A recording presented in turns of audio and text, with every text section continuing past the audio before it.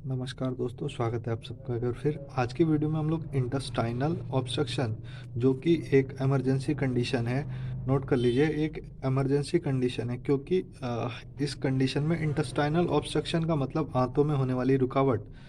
ठीक है।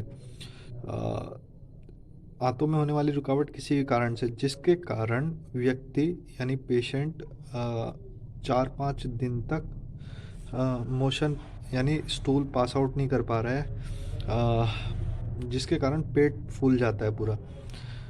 तो ये जो है एक इमरजेंसी कंडीशन हो जाती है। 4-5 दिन के बाद बहुत ज़्यादा पेन होता है, आँत फटने तक का इसमें डर रहता है।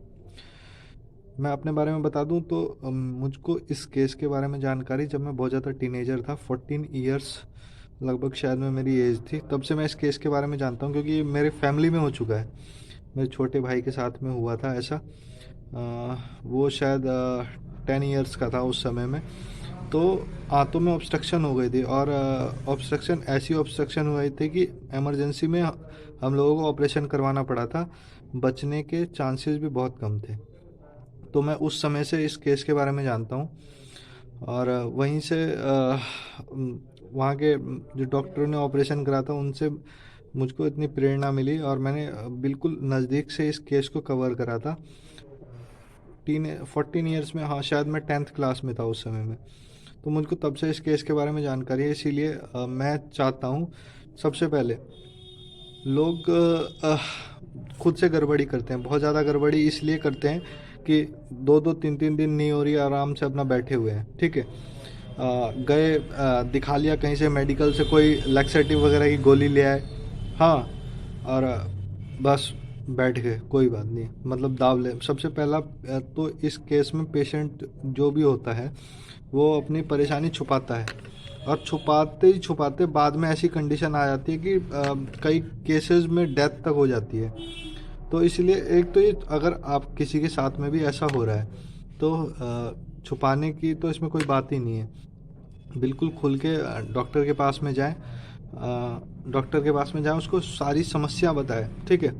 उसके बाद में वो आपको अपने डायग्नोसिस के हिसाब से आपको लैक्सेटिव लिख सकता है, प्रेस्क्राइब कर सकता है। लैक्सेटिव लिखने के बाद आप जब यूज़ कर रहे हैं लैक्सेटिव, यानी कि स्टूल को पतला करने वाली दवाइयाँ, उसके बावजूद अगर ऑब्स्ट्रक्शन है, स्टूल क्लियर नहीं हो पा रहा है, बिल्कुल भी नहीं हो पा रहा है, गैस पास आउट नहीं हो पा रही है, तो बिना देर करे आपको हॉस्पिटल में एडमिट होना है।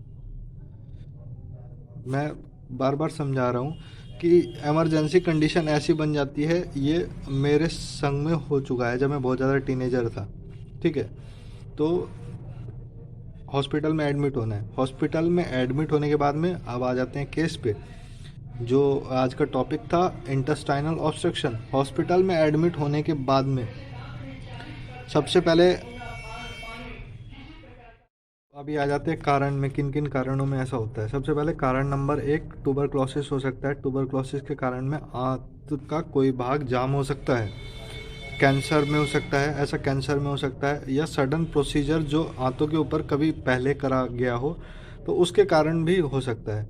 एक और मुख्य कारण जो है आजकल के लोगों में, वो हैवी कॉन्स्टिपेशन है। क्रोनिक कॉन्स्टिपेशन यानी बहुत ज़्यादा एकदम कब्जियत, जिसके कारण में भी ब्लॉकेज हो जाता है, कई बार। ठीक है। तो मोटा मोटी ये कारण होते हैं। अभी आंत जो है हम लोगों के नीचे की साइड में होता है। ठीक है। एक बड़ी आंत होती है, एक छोटी आंत होती है, ये सबको पता है, और आंत कहाँ होती है ये भी सबको पता है। ठीक है।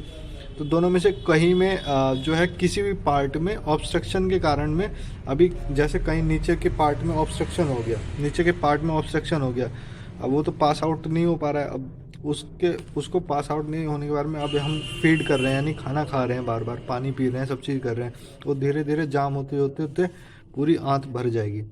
पूरी आंत भर जाएगी, आंत पे प्रेशर बढ़ने लग जाएगा, और वो तो नीचे निकल नहीं रहा है। ठीक है।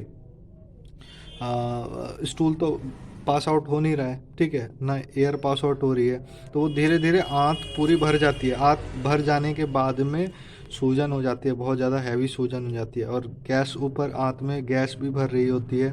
ठीक है। एसिड भी भर रहा होता है। तो इस कंडीशन में आंत फट सकती है, आंत में छेद हो सकता है, ठीक है। जैसे आप लोगों ने सुना होगा अपेंडिक्स फट जाती है कुछ केसेस में, जैसे आप सुना होगा कि अपेंडिक्स फट गई, तो हाँ ऐसा होता है, ठीक है। अपेंडिक्स फट जाती है जब स्वेलिंग बहुत ज़्यादा हो जाती है। अच्छा अभी जब अगर फट गई तो क्या होगा, अंदर में जो उसके फूड है, अंदर में जो फूड है वो फटने के कारण एब्डोमिनल कैविटी में आ जाएगा और पस बनना शुरू हो जाएगी, ठीक है। ये होगी खतरे की घंटी, पस बनना शुरू हो जाएगी। जैसे सेम उसमें अपेंडिक्स में होता है। अपेंडिक्स में अगर अपेंडिक्स की फट गई, अपेंडिक्स फट गया तो अपेंडिक्स से फूड जो निकलता है तो पस बनना शुरू हो जाता है। तो कुछ केसेस में आपने सुना होगा कि इमरजेंसी में ऑपरेशन करना पड़ता है। क्या ये सही है? हाँ बिल्कुल सही है। इन कंडीशन में अगर देर की जाती है तो ये जीवन के लिए खतरा हो सकता है, पेशेंट की जान के लिए खतरा हो सकता है। तो सबसे पहले इन कंडीशन में देर तो होनी नहीं चाहिए, ठीक है। चलिए अब आ जाते हैं, अगर आप साधारण से सिंपल भाषा में समझाऊं तो अगर है किसी पेशेंट को ऐसा होता है, यानी 3-4 दिन तक मोशन नहीं या लेटरिन नहीं कर पा रहा है, हो ही नहीं रही है, उसको एयर नहीं पास आउट हो रही है, तो गया वो डॉक्टर के पास में, लैक्सेटिव ले लिया, मतलब लेटरिन पतला करने वाली दवाई, उसके बावजूद भी नहीं हो पा रही है, तो बिना देरी करे हॉस्पिटल में भर्ती होना है। हॉस्पिटल में क्या करेंगे आपको डॉक्टर, आपको एक्सरे कराएंगे। सबसे पहले 2 एक्सरे कराने, पेट का सुला के एक्सरे कराते हैं, एक खड़ा करके, ठीक है। एक स्टैंडिंग पोजीशन में एक्सरे लेंगे आपका एब्डोमिनल कैविटी का, और एक सुला के, ठीक है। स्टैंडिंग पोजीशन में एक्सरे में जो लोग जानते हैं, मैं तो 14 साल का था तब से जानता हूँ कैसे कैसे होता है। स्टैंडिंग पोजीशन वाले एक्सरे में पानी दिखाई पड़ता है, पानी क्लियर दिखाई पड़ता है, ठीक है। और जो सुला के एक्सरे निकलता है उसमें गैस दिखाई पड़ती है। गैस आपको एक्सरे आप चेस्ट का अगर करा लेते हैं उसके साथ में, तो गैस नीचे की साइड में दिखाई पड़ती है। एब्डोमिनल ऑब्स्ट्रक्शन के मामले में नीचे की साइड में गैस दिखाई पड़ती है, इसीलिए अगर आप छाती का एक्सरे भी लेते हैं तो ये नोट करना ज़रूरी है, ठीक है। तो इस कंडीशन में ये करने के बाद में वेट एंड वॉच सिचुएशन पे आपको डॉक्टर रखेगा हॉस्पिटल में। वो क्या करेगा, आपको पानी के नाक के रास्ते एक पाइप लगाएगा, ठीक है। वो पाइप क्या करेगा, स्टमक से पानी वगैरह को रश आउट करेगा, बाहर निकाल देगा। स्टमक से पानी और जो पार्टिकल वगैरह हैं नाक के पाइप से निकाल देगा। दूसरा, पेशाब के रास्ते में एक पाइप लगाएगा, पेशाब के रास्ते में पाइप लगाएगा क्योंकि पानी का भी प्रेशर पूरा होगा नीचे की साइड में, तो पेशाब के रास्ते से भी यूरिन निकाल लेगा वो पाइप लगा के, ठीक है। कुछ केसेस में एनस के रास्ते में भी पाइप लगाया जाता है एयर को पुल आउट करने के लिए, ठीक है।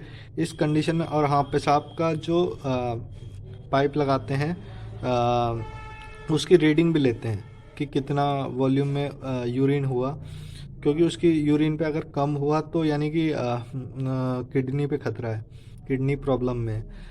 वो नोट करना रहता है नोटबुक में कि आज कितना हुआ, कल कितना हुआ, रीडिंग ली जाती है ऐसे, तो उससे पता चलता है किडनी किस वर्किंग, तो वो भी कंडीशन ये डिसाइड करने में मदद करती है कि अब इसको सर्जरी की ज़रूरत है या नहीं है। ये सब होने के बाद में 2 दिन तक वेट एंड वॉच सिचुएशन पे रखा जाता है, ठीक है। अगर इसके बावजूद भी ऑब्स्ट्रक्शन दूर नहीं हुआ, रुकावट दूर नहीं हुई, तो फिर सर्जरी लास्ट ऑप्शन होता है। अभी जब ये सब करने के बाद में जब क्लियर नहीं हो पाता है तो फिर सर्जरी इमरजेंसी में ऑपरेशन करना पड़ता है। इमरजेंसी में ऑपरेशन करना पड़ता है। ऑपरेशन में क्या होता है, बीच बीच में कोई आ गया था इसीलिए वीडियो को पॉज करना पड़ा था। तो ऑपरेशन में क्या करते हैं, नाभि के नीचे से पूरा पेट को काटा जाता है, मतलब एक्सीजन लिया जाता है। एक्सीजन में उसमें पूरा दोनों हाथों को निकाल के सर्जन देखता है कि कौन सी आंत में या बड़ी आंत में प्रॉब्लम आई है या छोटी आंत में प्रॉब्लम आई है, तो वो देखता है। देखने के बाद में जो अफेक्टेड पार्ट रहता है उसको कट कर देता है। हाँ, कट कर देता है। कट करने के बाद में अफेक्टेड पार्ट को निकाल लेता है और जहाँ से कट लगा है दोनों पार्ट को सुचर कर देता है, सिल देता है। इसके बाद में क्लोज कर दिया जाता है। क्लोज करने के बाद में लिक्विड डाइट चलती है करीबन 7-8 रोज़ तक के लिए। यानी मुंह से कुछ नहीं दिया जाता है। मुंह से इसलिए नहीं दिया जाता है क्योंकि पेशेंट को पचाने में परेशानी होगा और प्रेशर लगने के कारण टाँके खुल सकते हैं अंदर में। तो इसीलिए सबसे पहले लिक्विड डाइट दी जाती है आईवी फ्लूइड के थ्रू। आईवी फ्लूइड के थ्रू लिक्विड डाइट ऑपरेशन के बाद भी दी जाती है 1 हफ्ते 10 दिन तक। पाइप भी, यूरिन वाला पाइप भी लगा रहता है और नाक वाला पाइप भी लगा रहता है। इसलिए क्योंकि जब मुंह से भोजन आदमी कुछ नहीं करता है तो एसिड ज़्यादा बनता है, तो वो एसिड को रिकवर करने के लिए नेसल वाला पाइप भी लगा रहता है। फिर तो ये था आज का टॉपिक हम लोगों का इंटेस्टाइनल ऑब्स्ट्रक्शन के ऊपर में। और मुझको याद है डॉक्टर जिन लोगों ने ऑपरेशन करा हुआ था उनसे ही प्रेरणा मिली थी मुझको। शायद मैं 10th क्लास में था कि मुझको आगे चल के जो है मेडिकल फील्ड ज्वाइन करनी है, डॉक्टर बनना है। तो आज ये टॉपिक बताया तो फिर से मुझको उनको उनकी याद आ गई। ठीक है गाइज, तो ये था हमारा आज का topic. Thank you, have a nice day.